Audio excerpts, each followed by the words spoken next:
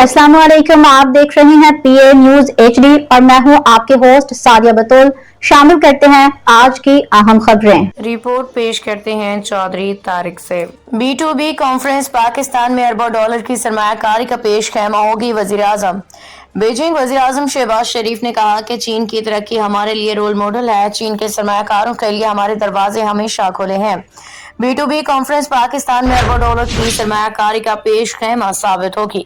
वजीर आजम शहबाज शरीफ ने बीजिंग में मुनाकिदा दूसरी पाकिस्तान चीन बिजनेस टू बिजनेस सरमायाकारी कॉन्फ्रेंस से खिताब किया। वजीर आजम ने कॉन्फ्रेंस में शिरकत को बाइस इफ्तिखार करार देते हुए कहा कि ये कॉन्फ्रेंस दोनों ममालिक की मजबूत दोस्ती की अक्कास है। उन्होंने कहा कि पाकिस्तान और चीन की दोस्ती बाहमी एहतराम, एतमाद और ताउन पर मबनी है। चीन ने हमेशा और मुश्किल वक्त में पाकिस्तान का साथ दिया। पाकिस्तान और चीन के ताल्लुकात दहाइयों पे मुहित हैं। शहबाज शरीफ ने कहा कि सदर शी जिनपिंग ने 2015 में इस्लामाबाद का दौरा करके सीपैक की बुनियाद रखी। चीन ने सीपैक के तहत 35 अरब डॉलर की सरमायाकारी की।